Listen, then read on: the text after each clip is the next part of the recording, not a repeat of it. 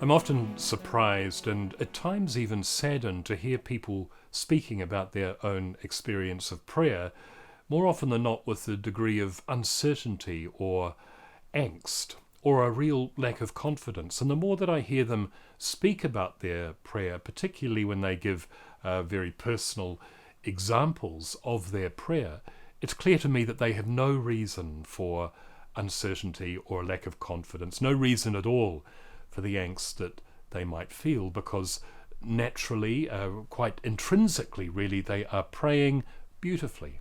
They are in relationship with Christ, and they know that Christ is with them. I was raised as a child praying the prayer, the morning offering. Some of you may be familiar with the prayer. We prayed it also at school to begin every school day. And in that prayer we offered to God right at the beginning of the day all of our prayers, our works, our joys and our sufferings. That pretty much covers the whole day. And that reminds me also of the line that opens the Constitution on the Church from the Second Vatican Council, in which we hear spoken of the joys, the hopes, the griefs and the anxieties of the people of Christ. Again, that really covers anything that can happen during the course of a day. And the message really is that in our prayer, all of this stuff, our works, our joys, our sufferings, joys, hopes, griefs, and anxieties, will come into our consciousness. Because Christian prayer is not an escape from our present reality. Christian prayer is not what we do to try and get away from the difficult situations that we are in. That perhaps may be Eastern or maybe Buddhist meditation to empty our minds. In a way, I call it the magic carpet model of prayer, that when I go to prayer, what I see myself doing is sort of stepping onto a magic carpet where I can float away from the griefs and the anxieties, the sufferings of this life.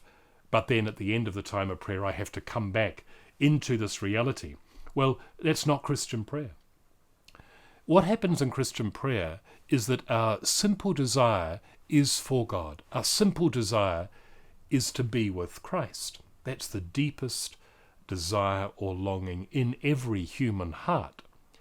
And when we set time, and I would suggest that it's the simple setting of that time, maybe a minute or two, perhaps a little longer, when we set that time, what we are doing is expressing what is in the depth of our heart. We are expressing our longing for God. And what then will happen in the stillness and the silence is that all of our joys and hopes and griefs and works and anxieties will come into our consciousness. This is not distraction. This is our reality. In a way, there's no such thing as distraction in Christian prayer. All the stuff that is a part of our lives comes into our consciousness in this desire for God, and God takes control. We know that this has to happen because if we try to fight out the thoughts that we think shouldn't be there, that is what we might call distractions, if we try to fight those things out, it just becomes an impossible battle and we almost certainly give up. But when we are unafraid to sit in the midst of whatever enters our consciousness, the Spirit of Christ begins to work in us.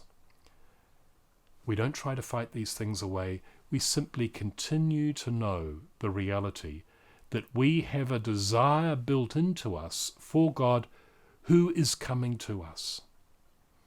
The real actor in our prayer, the chief protagonist in our prayer, is not ourselves.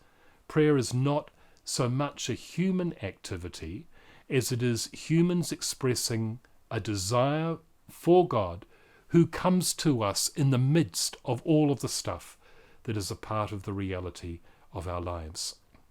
So as we set time to pray, let's set a minute or two, a couple of times a day, perhaps longer if you are able and desiring to do that, and simply begin by expressing your desire for God. Lord, I am here and I gift you this time.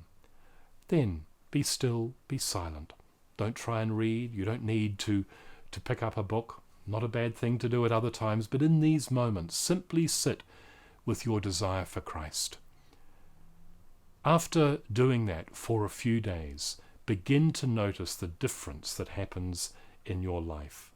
You will become more aware of the reality of God with you and the love of God for you every moment of every day and night.